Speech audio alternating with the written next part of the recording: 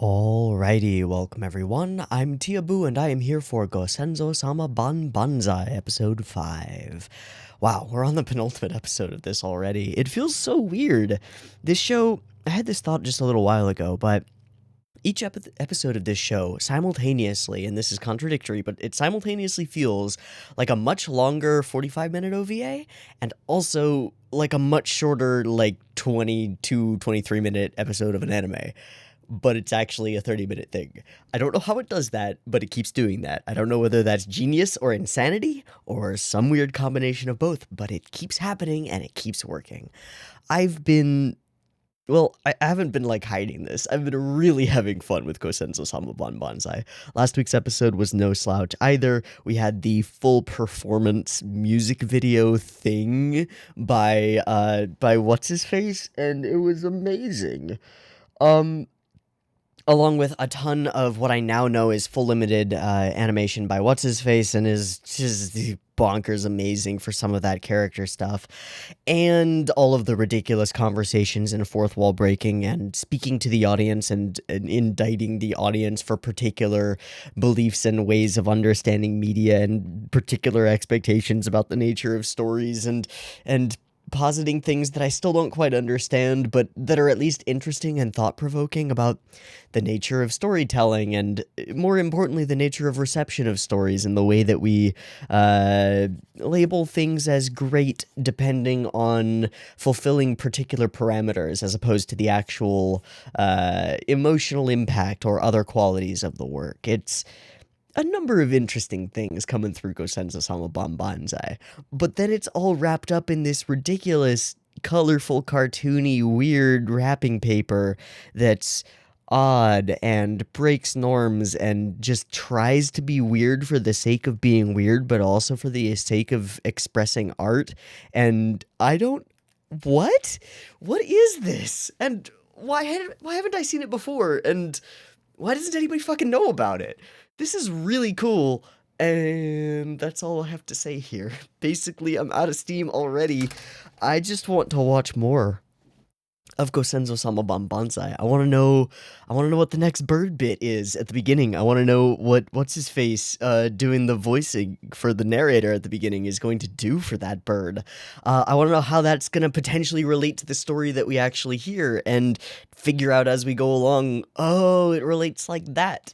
And try and predict what we're gonna end up doing. I want to be flabbergasted, jaw-dropped, dumbstruck, and stupefied by whatever Murata Bunmei does next, because he's ridiculous.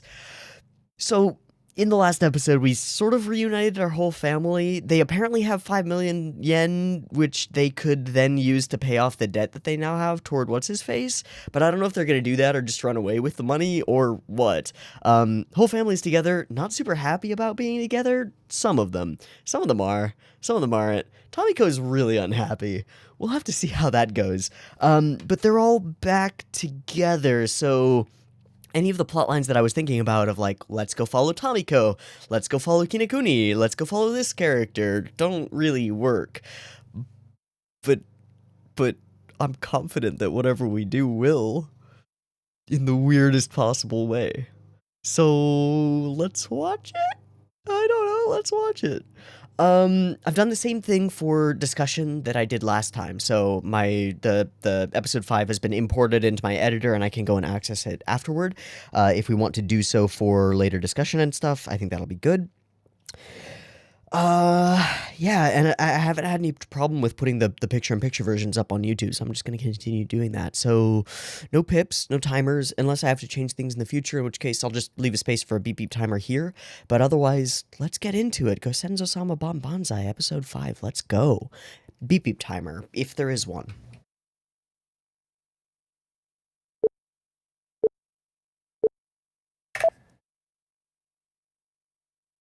Boom. Pause. 最強の最強.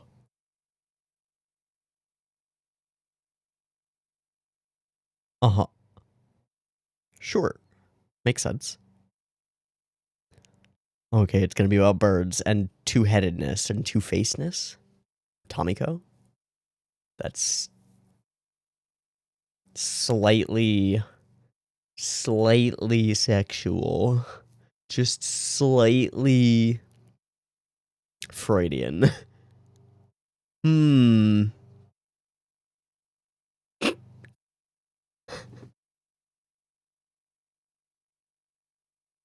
Oh my god. The little playroom. Sure, yeah.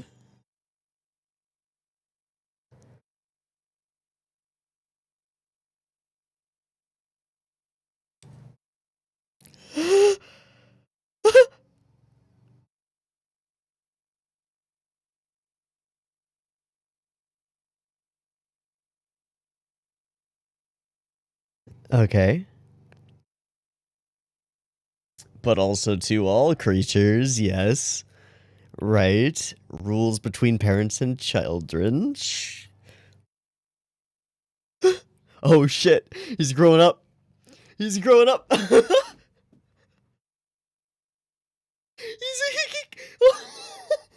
becoming a fucking neat.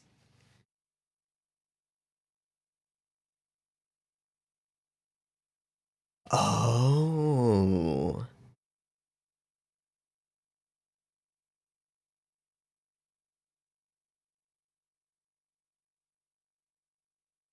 Ah. Let's go. Wow, that wait. Wait. I think there was a hidden frame there, dude. We're waiting for a cut.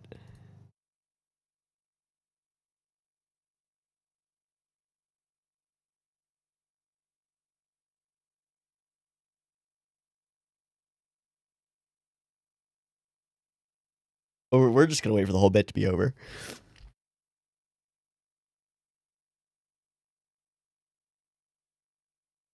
Fucked.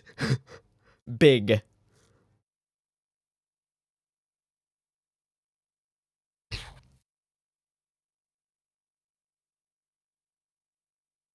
This is a show that exists. And it's there and we're watching it. That's my commentary.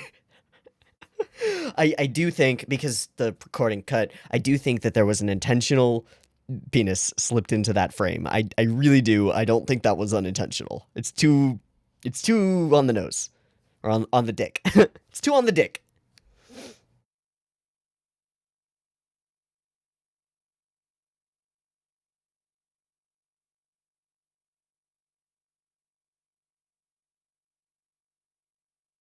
I want like vaporwave mixes of this. It's already really close. There's not that much you'd have to really alter here. You know? This would work. Hell, why isn't this whole intro thing a like constant of vaporwave aesthetics? I don't know. I don't understand. Seiji Morita. Thank you, Oshii.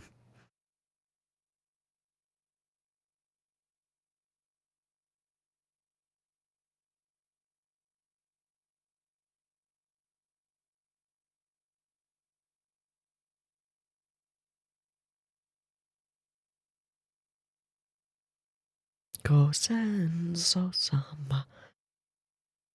Ito Yokado. I don't know what that is. Is that a big supermarket? Department store? Looks like a department store. Oh, hello. How you doing? Wait, this is not stage play-esque.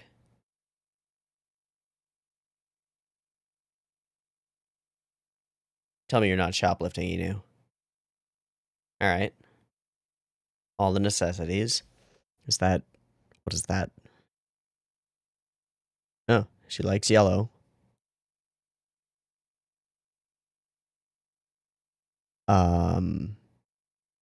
Wait. What? Oh! Oh my god, they're team shoplifting. Beep boop. Oh, my little food baby. uh... Okay, and it's a Coke, because of course it... How was that animated? Running time!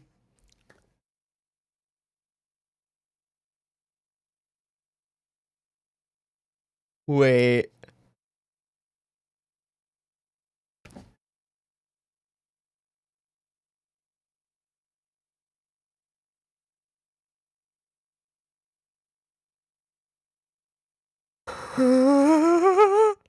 They've become a heist squad with the fucking detective.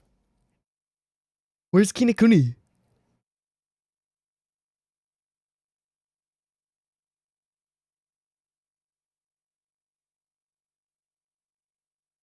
I feel like those glasses are kind of familiar, and this music is super familiar, but I have no idea why.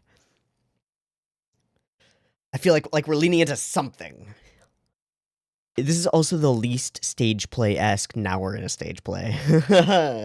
There's a setting. Okay.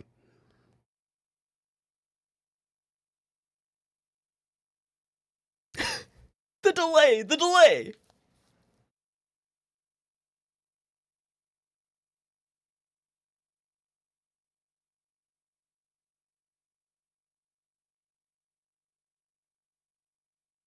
Ah. Huh. He's in the trunk? Ah! And there's the bird noise!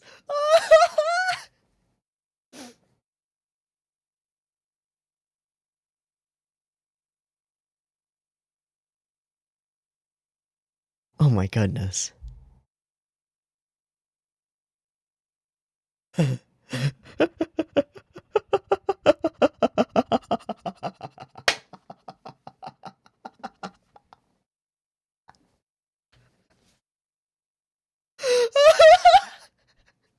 Why did that get me? Why did that get me? Why did that kill me? Oh my god.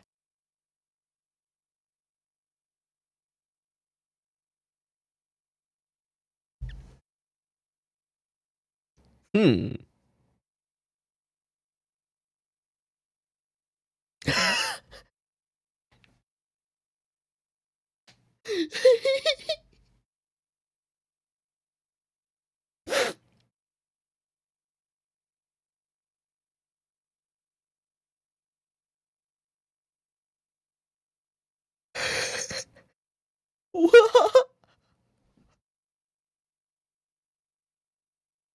How long have they been doing this? Okay. And why is he freaking out?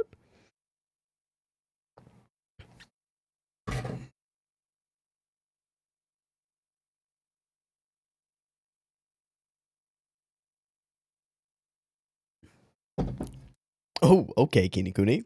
I see. I see. Nope.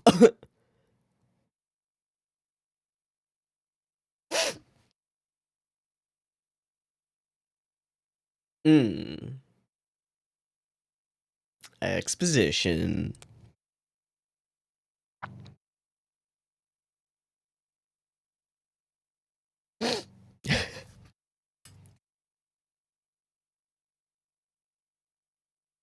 And he's making something of himself. A real job, Dad. No, she's living large. Yeah.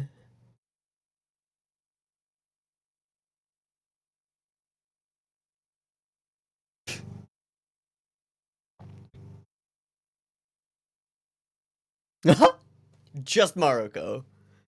Fuck the rest of you.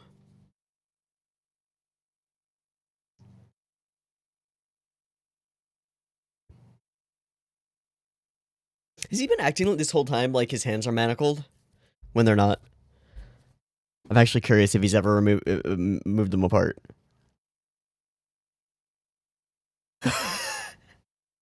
That's 3!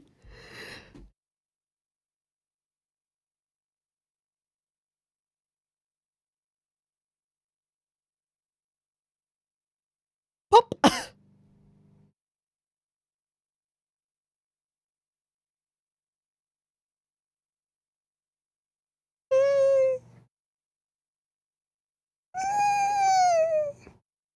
I don't know if shoplifting really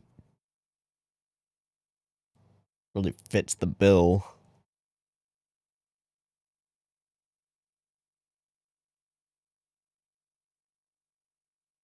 Hmm. Nope, this feels philosophical. Okay. So, how far does the justification extend? There we go. Okay. Uh-huh. Alright. Now you're making a false equivalency.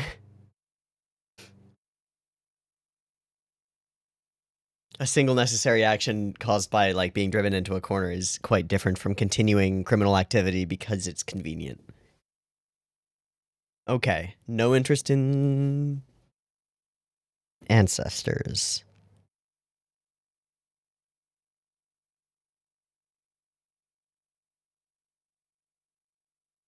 Mm-hmm.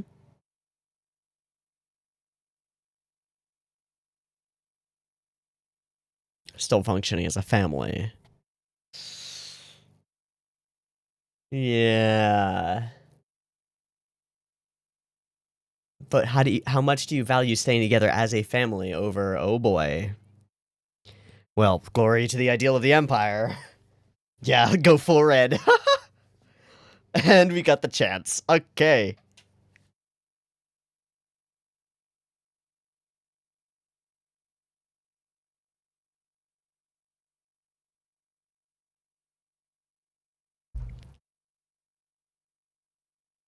Hmm.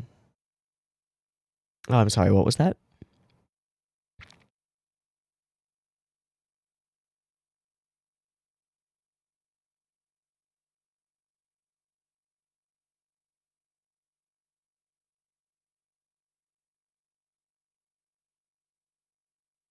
Now that you mention it, I'm not sure I buy that.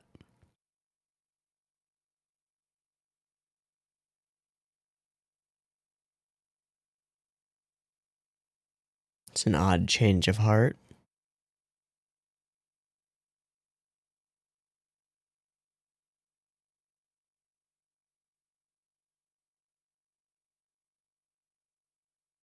I mean, I guess. It's kind of different in this situation, but okay. Huh? Oh.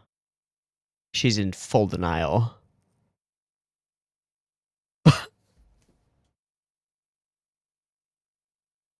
I think it does, actually. I think it makes quite a bit of a difference.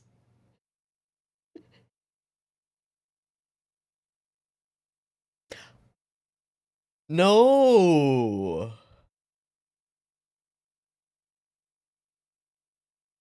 Because that's fucking weird, dude.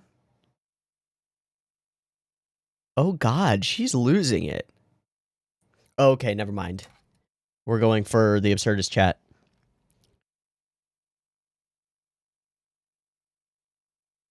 Right?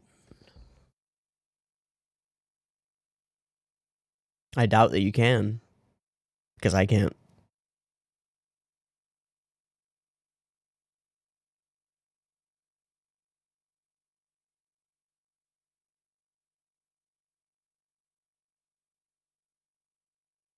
Okay.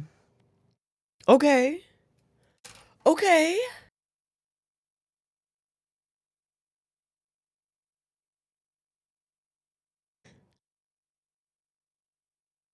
To steal more? Yeah, why are you still here? The fuck? Unless he's secretly a member of our family somehow. Right. Right. You about to wax philosophical as well? We gonna drop your background out? Okay, there may be a seed of truth buried in all of this fiction. Tatara Banai. And Yamato Tamako, please, yes!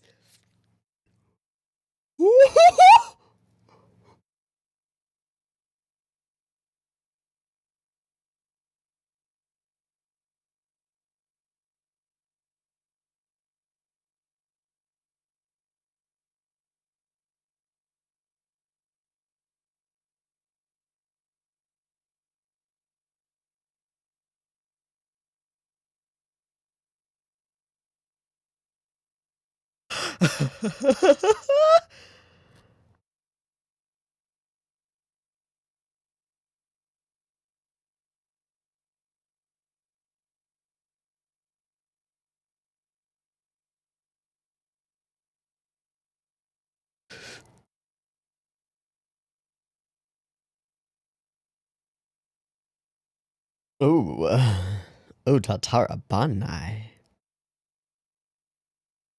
Oh, Tatara.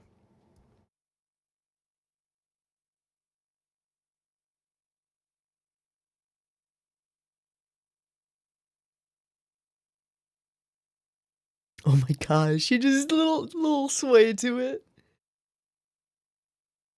Who is that? Is that who I think it is? Please tell me that's who I think it is. Oh my god, oh my god, oh my god. Oh my god, oh my god. Please, please. Just this scene. This scene is perfection.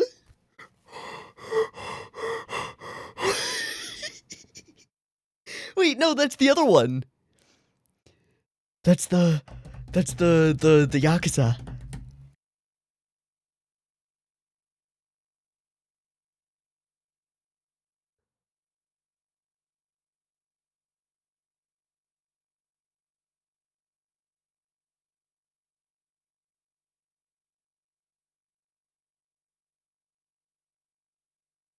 Oh my god, just that loop is so good. Somebody needs to gif that.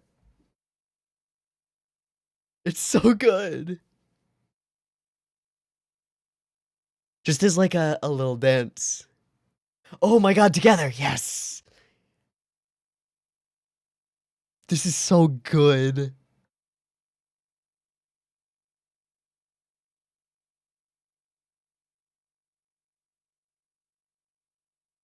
Alright, waiting for interruption. Oh wow.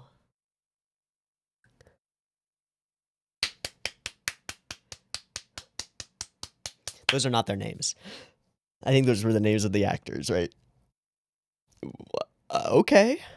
Alright, hello.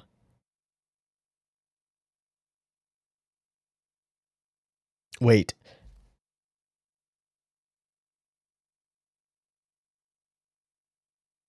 Are there now? Okay. No one can observe the death of the self. Right. Okay. I'm with you. Right. Right.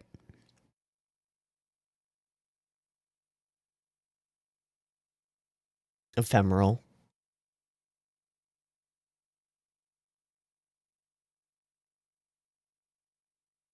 Oh, that's where we're going with this.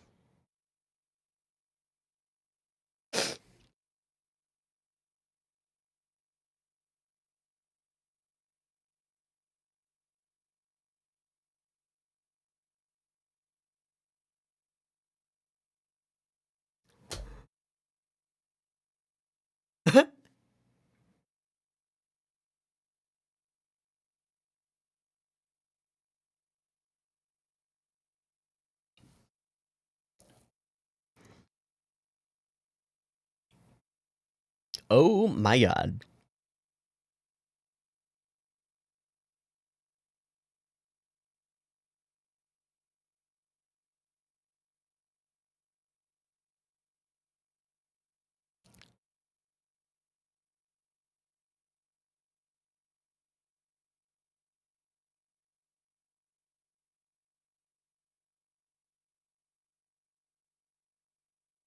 Again on format.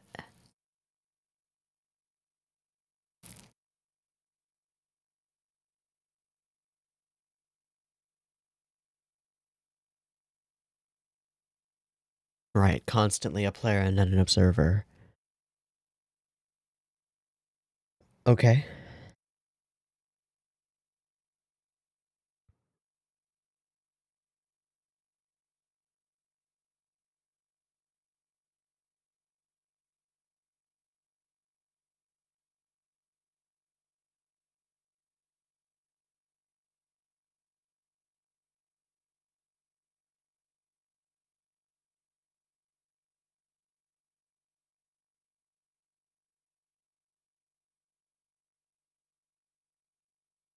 The goal of the story is to end a story. But not today.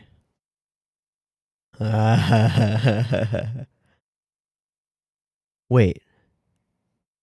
Wait. What? Wait, are you more than one person?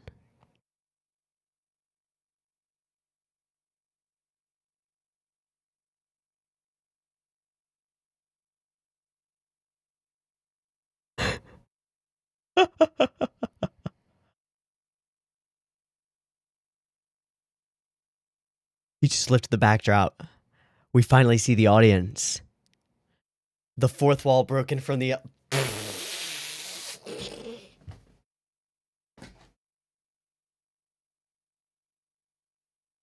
Oh my god. He's just not taking their shit. He's just walking on stage.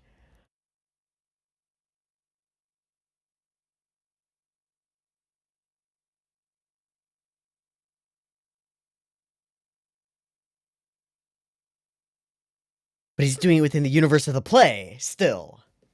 And now we pretend that it's still more than a scene.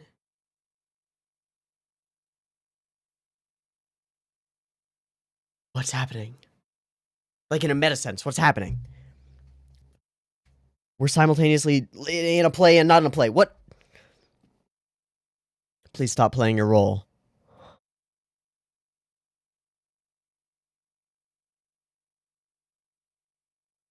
Okay, will they reject the trappings of the stage play and break out of the audience? Out of the theater?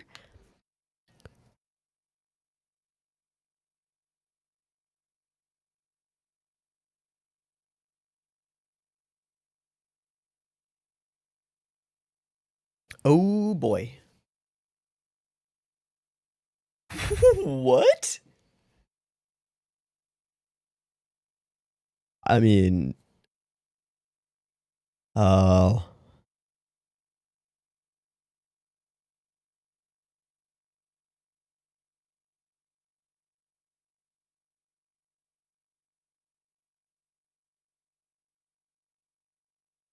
Jesus, man.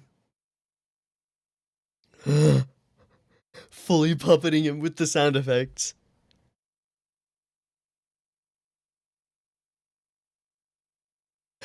Backing up, backing up.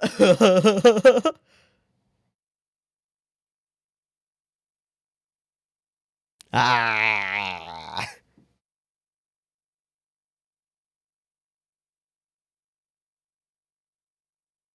Okay. Boom. No way. They all hit him.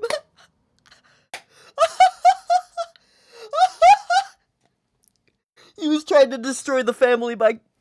Is that the time machine?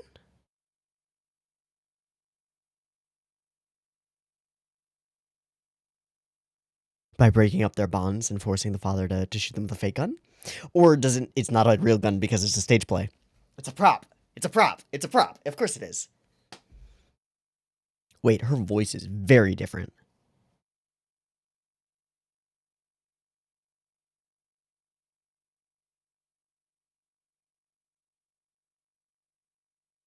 I disagree.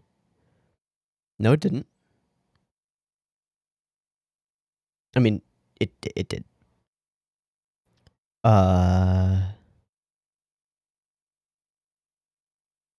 Alright, hit me with it. Okay, please explain. Please explain. What? What?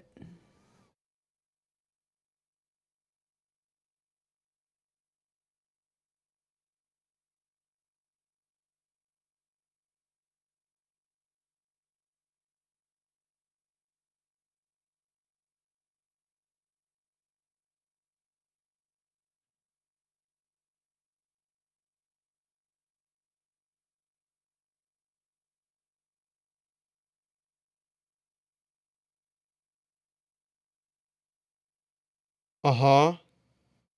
Was she you?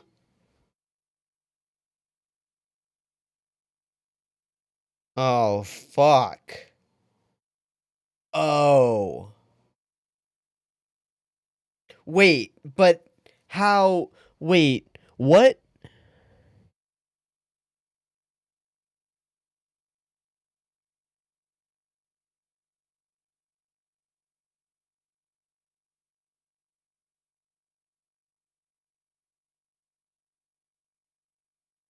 Maroko.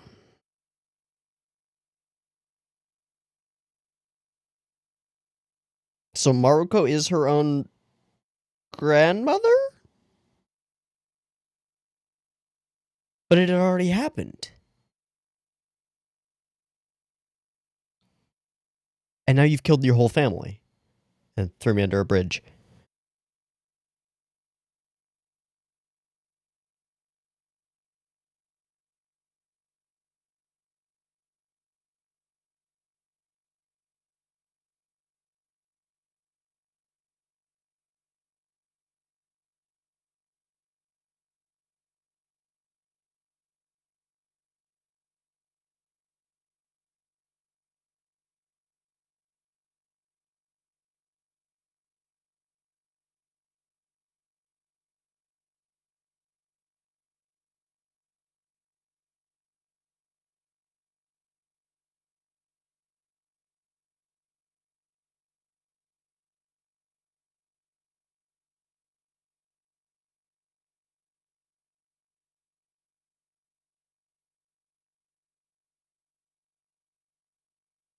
Confetti.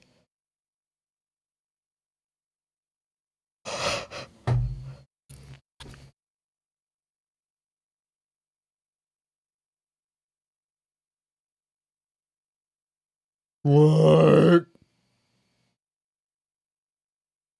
What?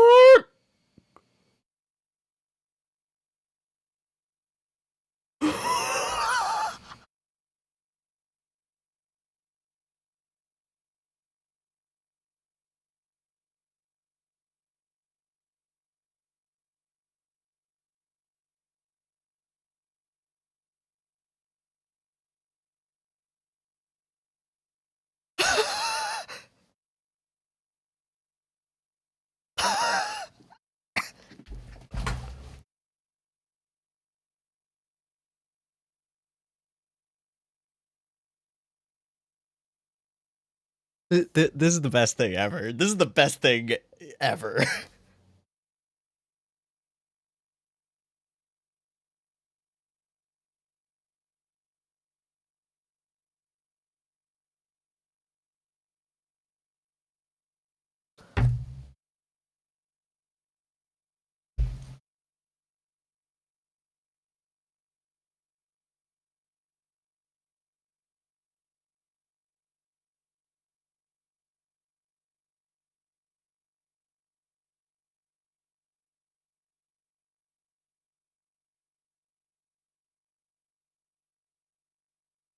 Okay, so are you telling me that Maroto Bunmei, Tatara Banai, and there was one more, I think, are all the same person?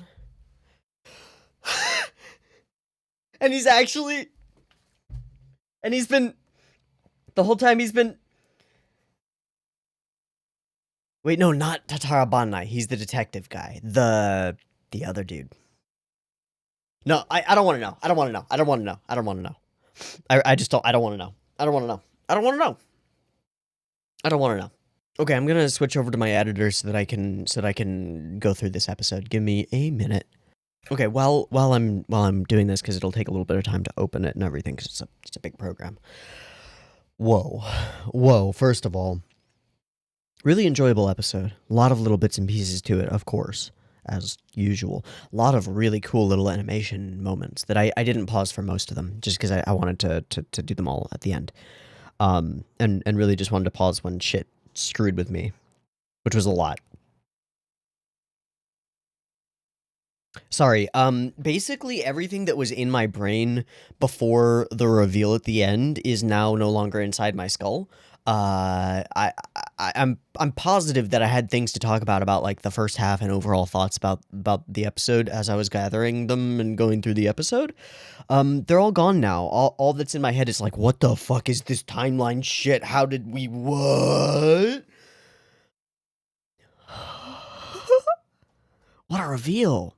That was so well done. Okay, the scene where we cut to the outside and there's the dramatic musical swell for the Coke sign comes on.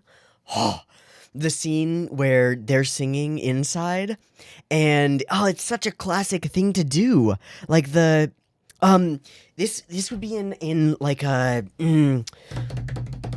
Imagine a Clint Eastwood film, right? Clint Eastwood film, the bad guys think they've won, they're in a saloon together, they're singing their victory, and then we cut to the outside, and there's Clint Eastwood in his long overcoat with his hat, standing silhouetted against the light of the saloon, and he just hears them from inside, and he puts his hand on his side, and he's like, all right, we're going in, and he walks in, and he blows them all away. That's kind of the vibe that we had there. The whole like musical duet thing. First off, as a song, was really enjoyable. I really liked it. That was super sweet. Second, just some of those animated loops, especially of Tamako swaying and then singing along, and just the character acting on the two of them singing together and like getting emotional about it and doing the thing that singers do in duets where they like link their arms and speak into each other's mics and get really close, but not really because not really. Oh my god. Or all of the times that Tamako goes pa and just puffs smoke rings to which starts out as just a thing and then ends up becoming like a way that she scoffs at other people trying to say something. She's just like ignoring them, especially Kinokuni's like, but we're dying here, and she's just like, bah! I don't give a fuck, I'm smoking here. Yuho! We used Yuho again, what the fuck? And then there are the conversations about viewership and stories, and there are two of them, and they're different, and one of them clicked and the other one didn't, but we'll get there. I think I need to... Okay. There are some things that I need to edit up a little bit. Alright, I think we're good to go. I've got it all loaded up and all the subs are edited and stuff. I had to do some stuff with like the track style because when I like rip the subs from the track, they don't keep the styling that they have, so I have to add like a border around them so that we can actually see them because they look like shit otherwise. Anyway, took a minute, doesn't matter, I'll cut it out so you don't even have to worry about it. We begin with the rhinoceros hornbill of the order Korak. Okay, king of the forest, and it builds a vagina nest. I'm actually gonna look up hornbill nests just to see if they look like vaginas. I don't know. Hornbill nest. Nope, they're round. Nope, the orifice is, oh, they sometimes do. Okay, some of their nests do look vagina-y. Okay, never mind. Some of them are round, some of them are very vagina-y. Alright, you know what? I kind of thought that maybe this was some artistic license just because I know that like woodpecker nests and stuff usually are like a round knot in a hole in a tree or something that's dug out. So I was wondering. Because this is a little on the nose. The particular shape of it, like, it has labia. You know, there's a little bit of extra there. Okay, anyway, regardless, in we go, and we meet our first hornbill. And apparently, hornbills equip their children with machine guns, which is cool. I mean, it's a really cool cut. This is just fun to me. Why not? Screw it. Okay, and we do very clearly okay, it's like a beak. Sure. All right. Unique flapping sounds, blah, blah, blah, blah, blah. And then the hornbill baby becomes an adolescent and grows up and is forced to leave the nest. Now, we focused on this for a bit. I'm just gonna capture the frame. So, at this moment, the parents are weird, the mom's dressed weird, the dad's dressed weird. Immediately where the dad is, like where the parts of the dad is exactly where we sort of match cut to this character's ear and stuff, and I really think that this is meant to be phallic. I really do. I don't think it's unintentional. It might be, whatever. And then a cool cut of a bunch of crazy character stuff. Okay, great. And on we go. Moving on to the OP, which is amazing as usual. It's just good. And we open. So, we are shoplifting. That's what we do now. This is just fun. It feels very different as an intro because, well, we're shooting it like it's a show. We're shooting it like it's a a crime show or a TV show or like a normal anime. We're not shooting it like we have a static camera position on a stage play. This is different. Like, we have a camera inside the car. We have a camera inside the shelf of the store. These are filmmaking techniques. These are not stage techniques. It feels very dramatically different because of that. So, on we move. Find a thing. Slowly reveal. I think this reveal as we go along that they are working in tandem to shoplift is wunderbar. I think this is really, really wonderful. And out we go with the baby. And there's a bit of a foreshadowy thing here, isn't there? That the two of them will emerge together with a child, but it's not really a child. And the thing that falls out of her belly first is the Coke can. And it's super emphasized and super dramatized when it does. Hell, let's turn on the audio for this. I think we need to. Great cut. Clong. And it's a fantastic shot of it. Like, again, there's no CG. They just drew this. It's really good. And that moment is the one that cooks their goose, that gives up the game, that lets the cat out of the bag. Is the symbol of Bunmei. Okay. I didn't pick up on that. I like that. Okay, I remember this cut being really cool, so we're gonna frame by frame it. Oh yeah. Oh yeah. Oh yeah. Oh yeah. Whoosh pow. And away we go. And then a bunch of shit falls out as he just like leaps to the sky. And then away we go. Okay, and the music kicks in at some point.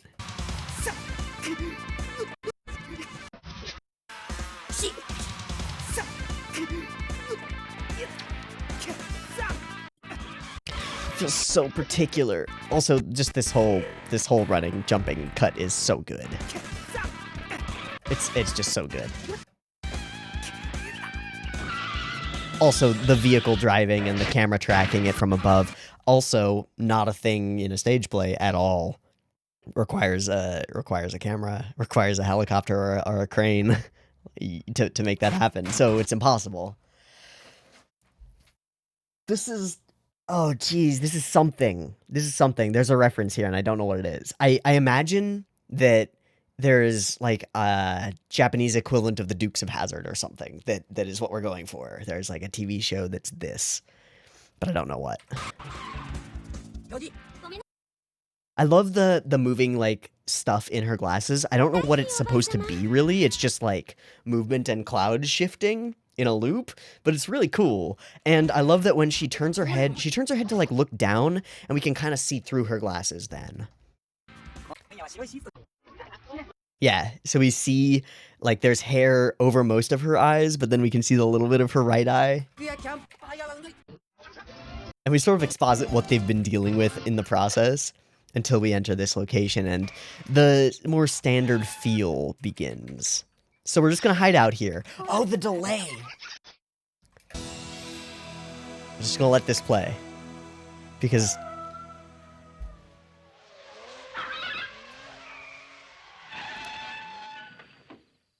delay? And then we talk.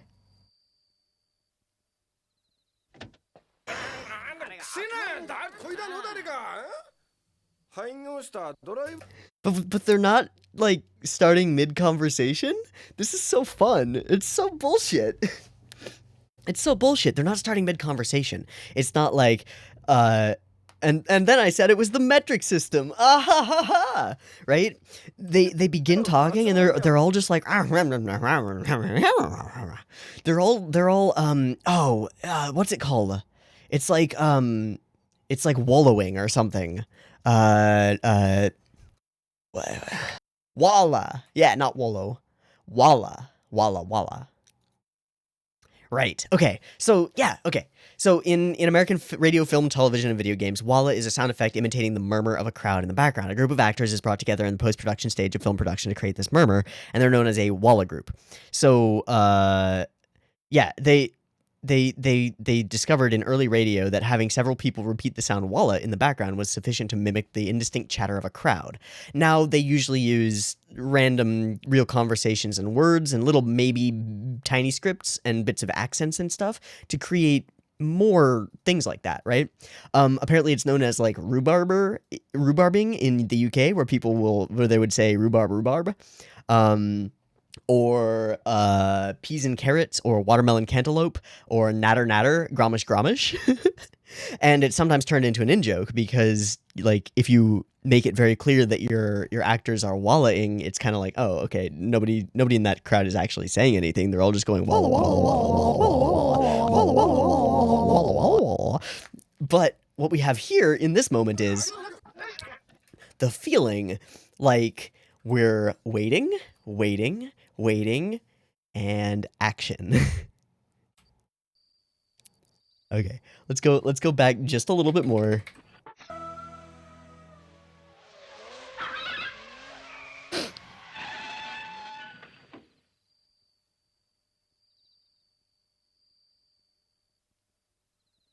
Action. 廃業したドライブインのようですな。まあ手頃なところかも。Wow. Okay, if I just keep playing, I'm just gonna keep watching the episode again, which I need to not do because that's too much. That's okay. I'm just gonna fast forward. All right, Kinokuni in the back. I love the weirdness. Okay, first off, I think that the choice to have this weird like grate over things is really interesting. I don't know what it is about this, but I think it's neat and different and doesn't need to be there, but it is. Also, the detail on the light moving around is fun. And then he goes ahead and hops this fence, and that's pretty cool. And down we go. And then there's this, which is maybe like my favorite thing ever. And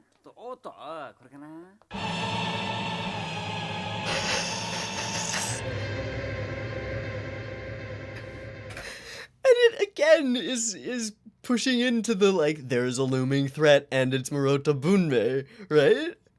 Which I totally didn't pick up. The big bad, the big character that's gonna come in and change everything. Coke. What? Oh my gosh. Okay. Stage play entered. Alright, demanding as fuck. And he's like whoosh, whoosh, wrapped around her little finger for sure. Okay. This first one is just so great. It's because it's just one frame from there to there.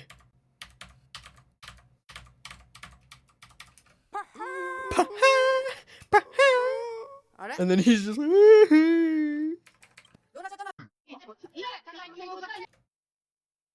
we got a coat. Give him a coat. Give him a fucking fur coat. Oh, we left it behind to pay for dinner. Give him that rug. Give him a furry rug. And yeah, he's freaked out, crying from shame, and we will eventually use that as a thing. Oh, does he ever move his... Oh, he does. Okay. That was what I wanted to know. Does he at any point move his hands more than like 2 inches apart? And he does. That's too bad. That's too bad. I think this would have been fun symbolically if he acted as though he was handcuffed the entire time, even though he's not, because he's psychologically bound by this, right? He feels restricted and restrained. And we could even use that as an element, like once Moroto Bunmei starts like talking to him, or even better, once Moroto starts like puppeting him, he pulls his arms apart, releasing his shackles. That could be really cool. It's unfortunate that it's not here, but could be very fun. Okay, so exposition, all we do... Okay. Aha! Okay, but this time she doesn't make a sound effect for it. It's just him whimpering. They chose a particular portion of his... to use at the exact same time that they would have used the actual sound effect of Tamako going, Baha! But instead it's him crying. Okay.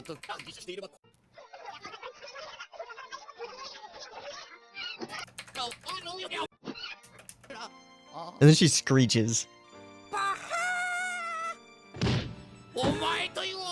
Ugh.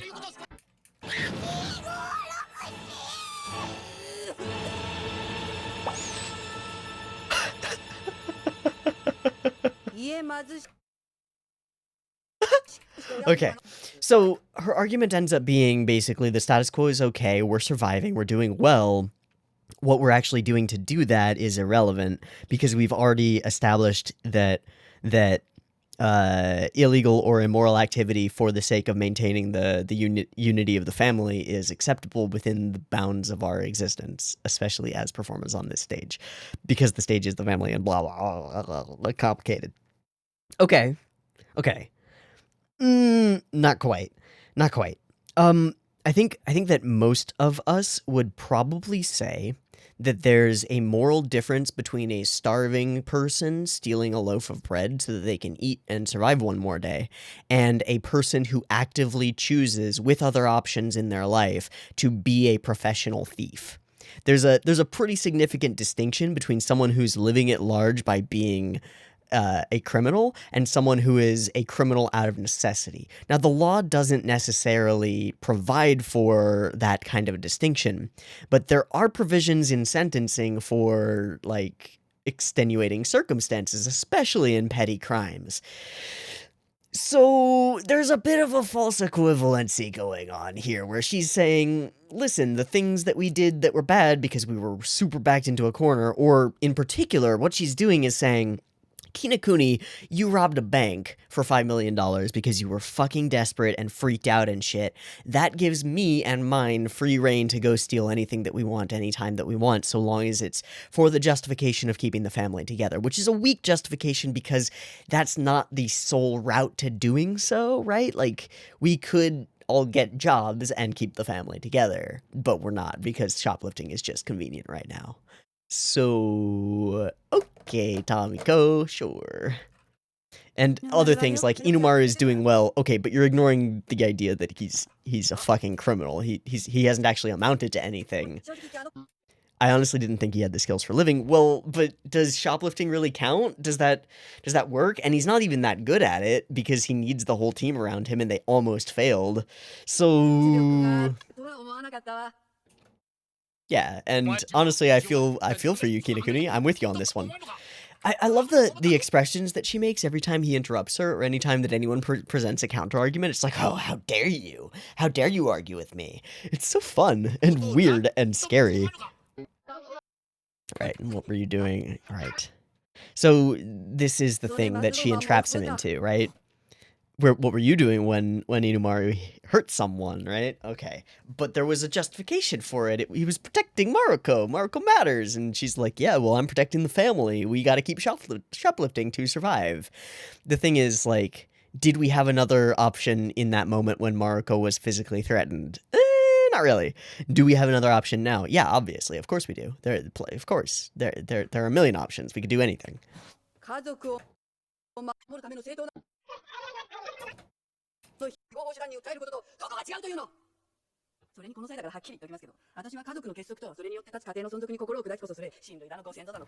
This whole cut is so nice.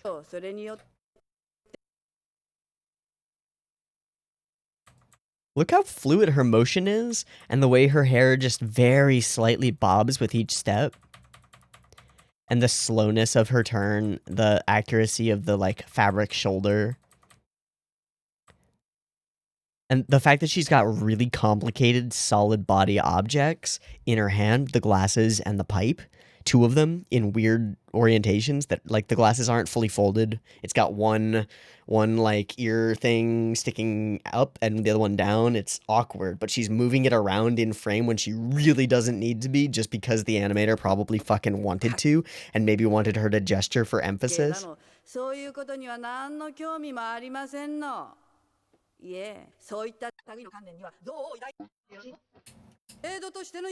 Then she breaks the wall, turns to the camera, speaks to us directly.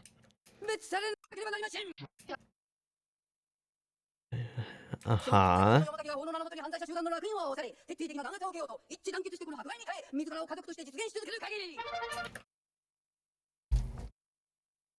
Full in on reckless idealism about the family. It's kind of the opposite of some of her previous thoughts. That's super interesting. Okay. So So we've gone over this. I don't agree with most of what she's saying. I think it's fraught. I think it's self-contradictory in a pretty significant way. And just like founded on a false equality. And then we have the straight up, these are taken from some of the footage that exists in history of Nazi rallies, like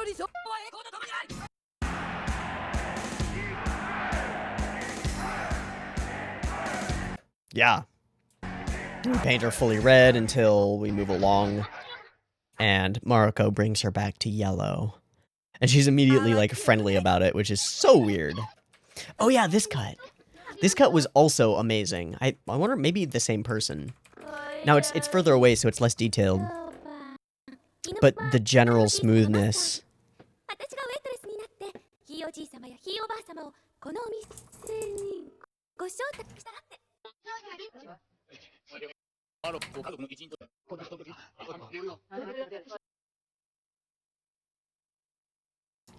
And it's at this point that we go ahead and discover that Tamako is still fully in denial about the possibility that Mariko is actually her relative. She is accepting her as a member of the family solely as a potential mate for Inumaru, and will consider her calling her mother solely because she's convinced that she's going to marry Inumaru and have a child.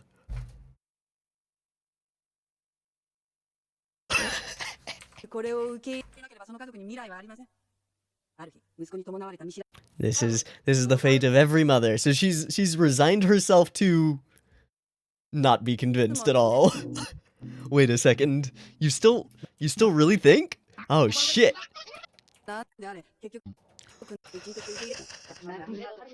It makes quite a bit of a difference.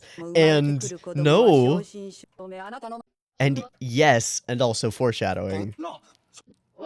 Because that means that Murata is gonna be your grandchild. Okay.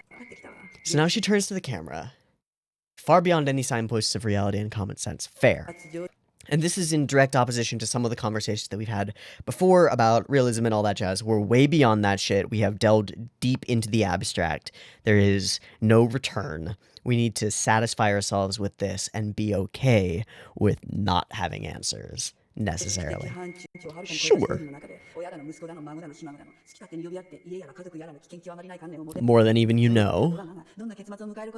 No, you can't. Not at all. We'll have to stay with this rotten story to its end. It is our duty. Because you didn't even question an unbelievable story like that. That's that one. Indicting the audience is good. That's good. Yeah, I think she's fair. I think that entire point is pretty much entirely fair. And I mean, it's something that we've been baited into and tricked into, right? And I will fully admit to have been tricked into it. Good job, show. You got me. You got me. Well done. Well played.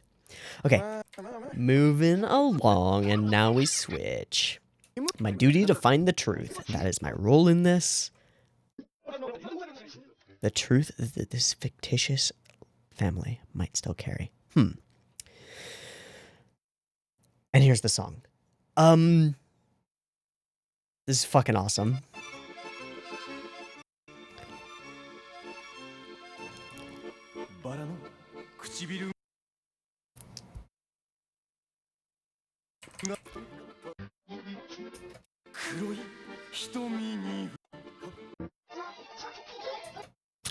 I'm gonna skip through a lot of it.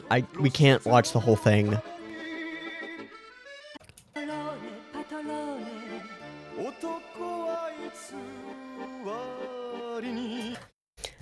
I'm gonna do the same thing again. I know that it won't come up, but I'm going to anyway.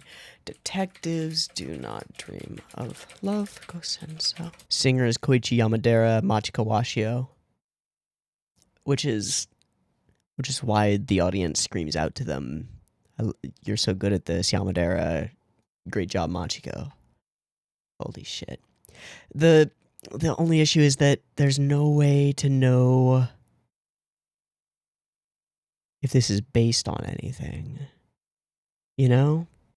If it's if it's got any deep similarities to anything in particular, or I don't know, man. I don't know. Okay. Fine. Patarone. All right, where does she start to sway? Yeah, this whole thing.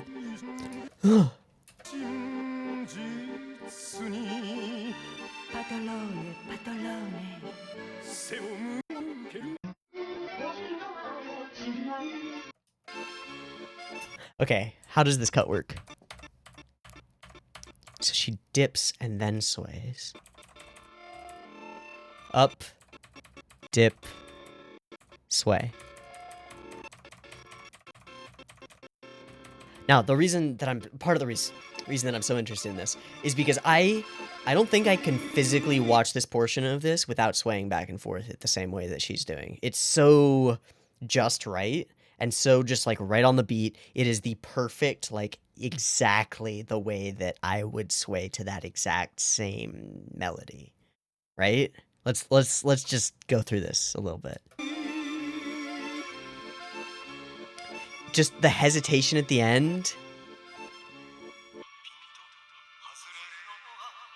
It's perfect. Okay, and then this is just even more perfect because we cut to the outside. He's got the red under his cloak, so we know who it is, but we don't. The coke above. It's been foreshadowed.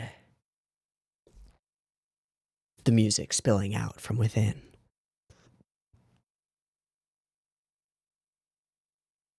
It's fully Clint Eastwood.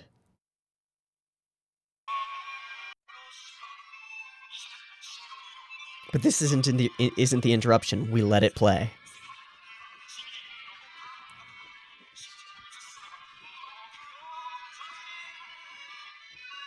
So I was curious whether that's supposed to be Moroto Bunmei or the Miyoki or whatever from the institution in place. Seems like it's both. Because he does say, I, the character who have played many other characters, right?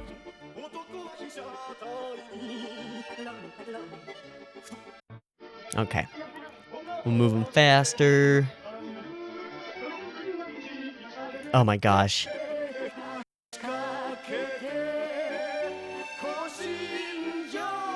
I just want a loop as a GIF of any portion of that that's loopable. Oh yeah, and that cut. Super far away, but it had like so much flow to it. It's on ones. God damn. So yeah, Machiko, you're super. Yamadera, yeah, you're too good with that song. And they are. Okay, so he says stop looking down on society, so stop thinking yourself better than society, which makes sense for them being like, we're better for being on the outside. Maybe. Alright. And he enters the stage. He also flashes the audience, I think, twice. 2 scenes that are never shown, birth and death. This is actually a really interesting conversation about, like, existence and stuff. Yeah, we could say that essentially nobody remembers their own birth as far as we're aware, and effectively nobody remembers their own death because you're dead. Whoops.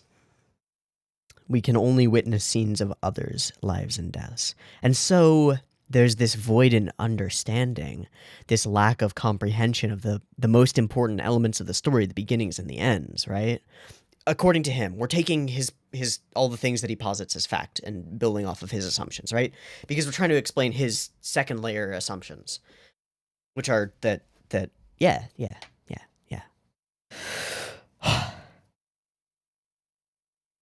So we have this void inside of us, and it is to fill this void that we seek out stories which always inevitably contain both a beginning and an end, and stories which are inevitably driven toward their end by their beginning.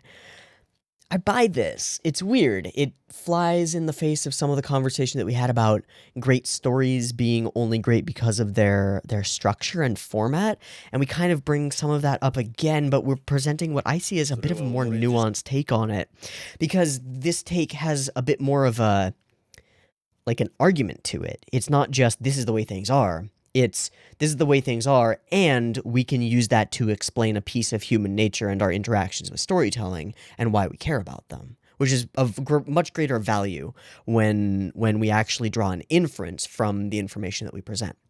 It feels to me like a lot of the previous more philosophical little monologues that we've had have been just kind of like laying out information, laying out positions, like, hey, I think stories are good even if they're absurd. And it's like, all right, yeah, sure, okay. This saying like, I think part of the reason that humans care about stories is because we lack a core element of our own stories, and we inherently know that that's lacking, and so we seek to live vicariously through safe stories because, well, this is a reason that I particularly like media. I think media is important. And we're gonna get a little bit deeper than I think we maybe need to on this, because I want to. Okay, where to start this? Okay, I think that humans as sentient creatures are, without a doubt, as far as we ourselves know, which is very limited, our understanding of the universe is very limited, are, as far as we know, the most powerful things in the universe. For one reason. We change stuff. Actively. No, that's not where I want to go with this. I think that sentience, to an extent, has some degree of relationship with the ability to manipulate matter, and more importantly, the ability to simulate the manipulation of matter. That is, to create hypothetical pocket dimensions inside our brains. That is, anytime we think of, if I do this, what will happen, we're creating a pocket dimension inside our heads. Not really, but effectively creating a pocket dimension inside our heads that extends about as far as our own understanding of the universe, contains all the rules and physics and laws of the universe as far as we understand them, and only as far as we understand them, and maybe contains all the people that we know. And then we posit in that universe what would happen if the me in that position did X. So if we have a pretty good understanding of physics, then I come up with the hypothetical. I'm standing in the middle of the street holding a rock the size of my fist. What happens if I throw the rock the size of my fist at a window? Well, I can figure out what happens. If I think that I'm strong enough and I could throw that far, then the rock probably breaks the window. But we can go further than that, and in my quantum dimensional state, there's a lot more than that. Somebody owns that house, and they're probably not going to be happy with me for breaking their window. There are probably consequences to doing this. I can predict what's going to be happening, blah, blah, blah, blah, blah. Okay. That's my underlying assumption, is that a large portion of the power of humanity is the ability to envision potential futures before they actually occur, and then determine whether we actually want to do them safely.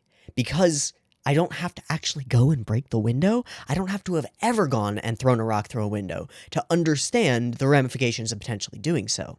And part of the reason that I understand the ramifications of potentially doing so is because I've seen that scene in stories.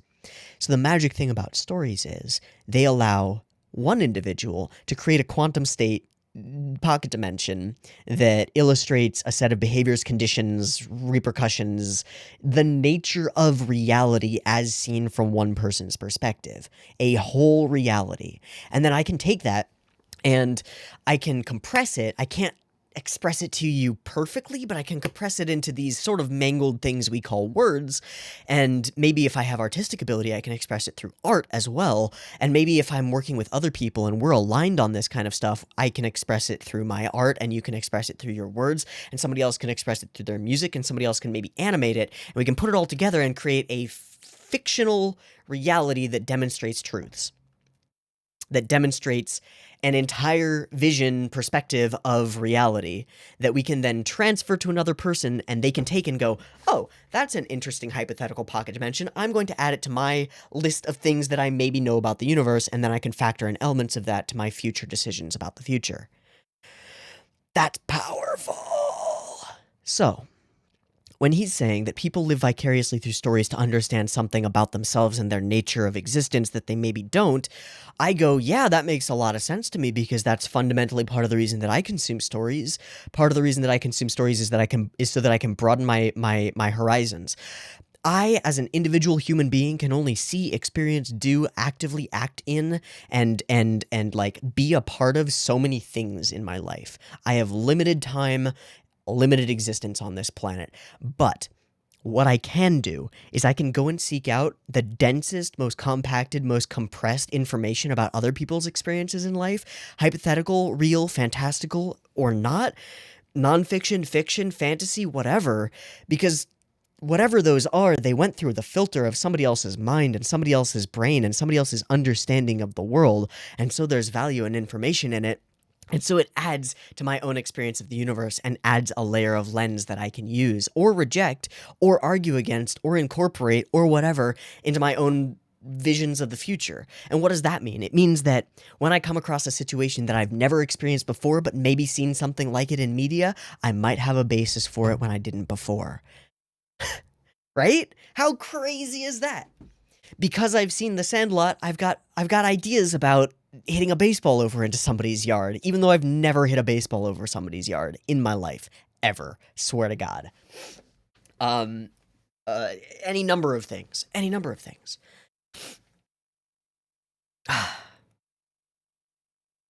it's more than that too, right? Like, even if it's reckless idealism, even if it's silly, it's still something. For example, I always come back to this one because it's so influential on me. Akagi. I've watched the first 4 episodes of Akagi on this channel. You can find them. Check them out. Akagi. So there's a scene in Akagi where this character, Akagi, is playing chicken with a bunch of hoodlums. They're driving cars toward the edge of a cliff, and he floors it. And the other people think he's just gonna brake, right? But they're cheating. They're gonna jump out of the car, and they've like maneuvered their vehicle so close to him that he can't jump out of his car because of the way that Japanese cars are like on the right? So he can't jump out, but they jump and roll. He floors it toward the edge of the cliff. Boom. And goes over. No hesitation. Why? Because there are rocks scattered at the bottom of the cliff, and he knows that if he hesitates and brakes, he'll hit those rocks. That's like the most influential scene in my life. It gave me so much. It gave me these theoretical ideas of when you're in danger and when you feel like if you don't give your all to something, you're going to hit rock bottom at the bottom. Push. Throw yourself off the cliff. Jump into the deep end. Go for it. Is it something real that I saw? Yes and no, but it's real enough that it influenced me. It's real enough that it changed the way that I made my decisions when I posited a hypothetical to myself and was like, do I do this? And by this, I mean this channel, this thing that I've been doing for a long time now, and it keeps working because I fucking floored it to the edge of the cliff. That piece of fiction changed my decision making, changed the way that I related to my life, changed the way that I observe myself and think that I can change the world around me. Stories are valuable. So, just that little tidbit from this character saying we need stories to fill holes in ourselves, to live vicariously through them and understand things that we cannot. I want to just expand that out to be like, yeah, that's right on the money, and even more so than the characters know. That's good stuff. Okay. I think logically this is also solid. Sure. I don't know, maybe. Definitely.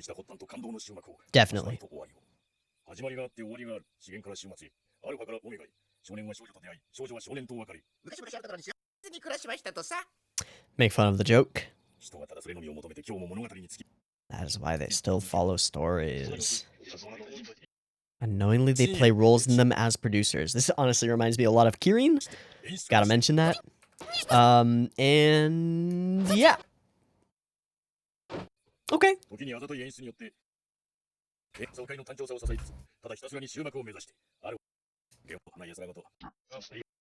にならない弱いこと。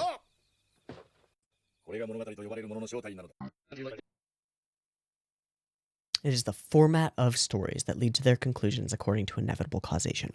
However, we've established that the format of this story is anything but standard, correct? Right? And Tamako expressed that earlier in this episode as well. We've given up all causation things. Causal linkage, pfft, who needs it?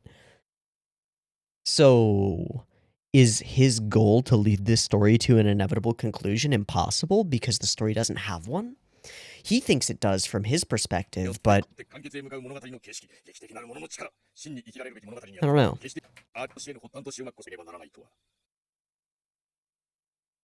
Okay.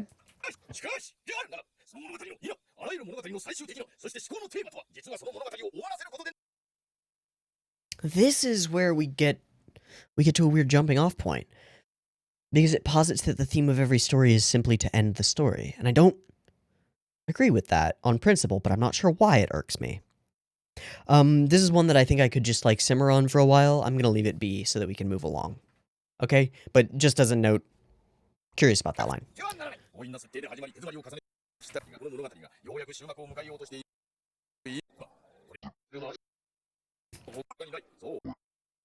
The one who has played numerous roles throughout.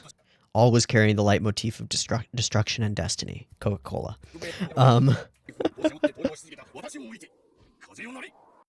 Now this. What is that? That's something.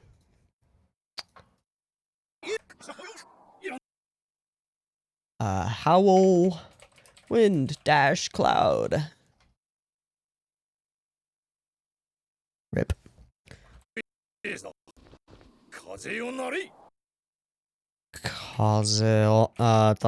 Trans. Is it nori? Unari. There it is. Kaze unari kumo yo hashiri?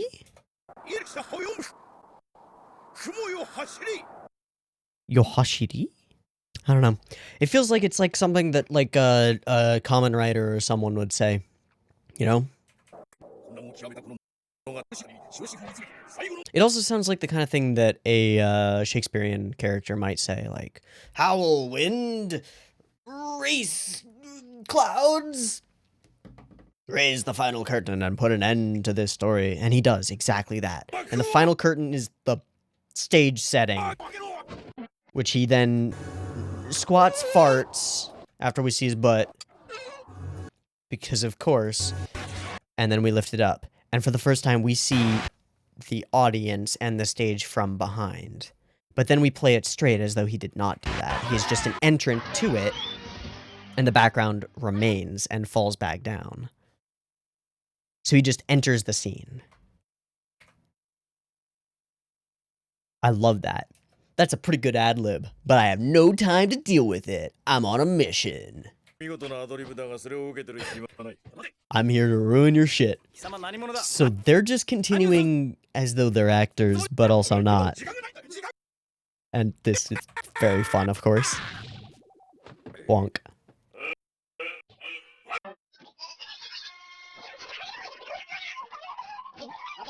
Okay.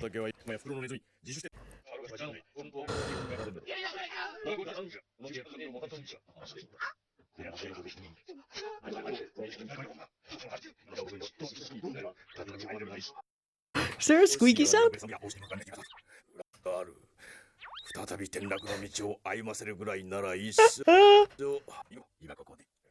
End it all. Just like this. Alright, right here, and right, we're gonna puppet you. This is so much fun.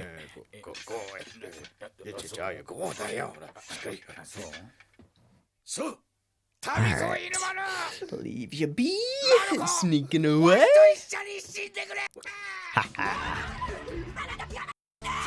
The music hits. Ha ha ha.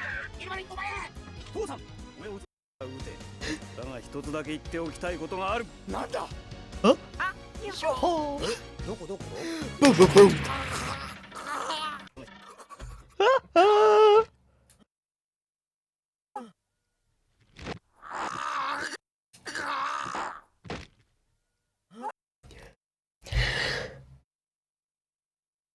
Okay, so is it a real gun though? It is real to them as characters, but not real to them as actors.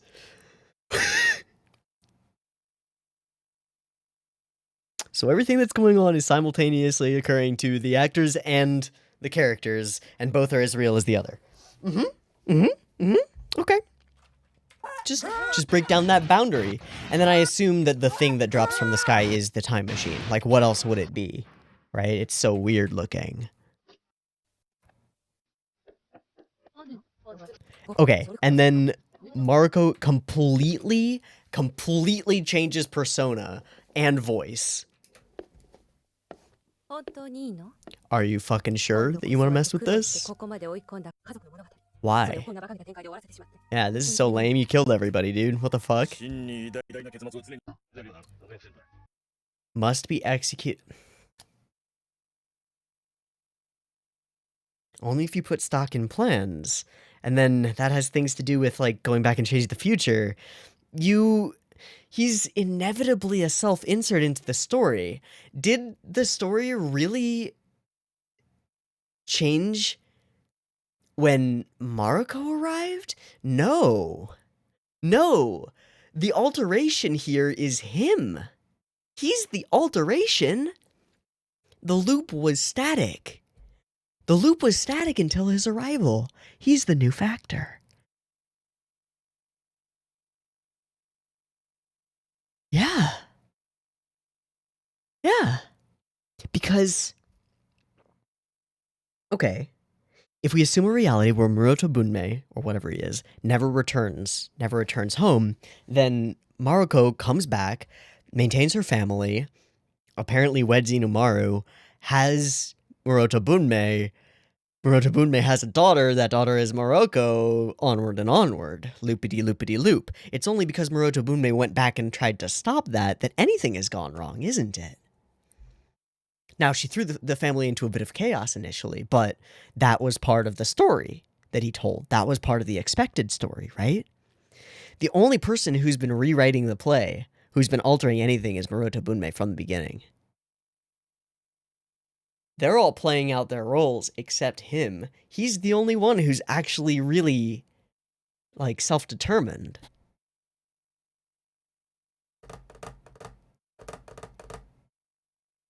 Whoa. Okay.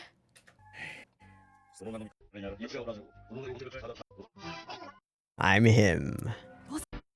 Bum bum. That's great. So wait, what was it? I thought it was the hair reveal, but I think it's actually the eye reveal. Isn't it? It's the eye reveal that matters. That's weird. Okay. She's you. At the beginning of the story.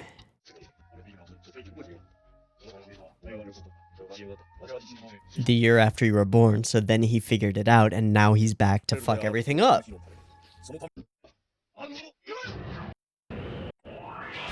That's such a dope reveal.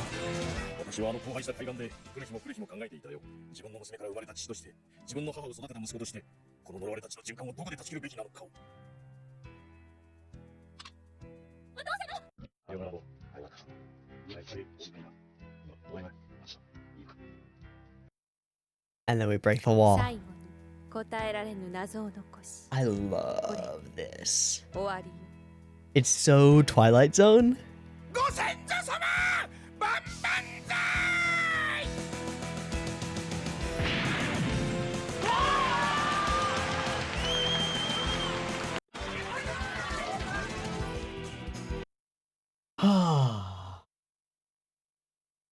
I love the reveal. I love the little moment with Mariko at the end so much, where she's just like, and so, you'll have to wait till next week to find out.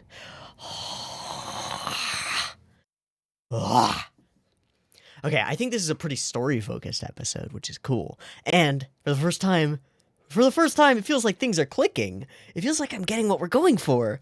Dude, this reveal though. Wow. I would have never seen that coming. I feel as though I've been strung along this entire time, and I am happy about that fact. Pleasant, pleased, quite content. Man, oh man, just another episode, another excellent episode of Gosenzo-sama that makes me think and gawk and makes me awestruck and dumbfounded and stupefied, and it's wonderful. Just for funsies, I think I'm done with most of what I want to talk about for this episode. For funsies, I'm gonna go look on ANN, see if there's anything weird in the staff that jumps out at me. If not, then we'll probably call it quits right about here, so give me a sec. Okay, Koichi Hashimoto is the animation director for episodes 3 and 5, so that's something. Doesn't really, like, do much for my brain, you know? But he's been, like, key animator and an animation director on a lot of stuff. And then key animators are all over the place. Let's see, Matsumoto, Murata, Aoki Mariko, Okawa, Ohara, Yamauchi, Yoshida, Takeshi Honda on episode 5 only. Really? Is that so, Honda Takeshi? Wonder what cut you did. I really do wonder what cut you did. Hey, GK.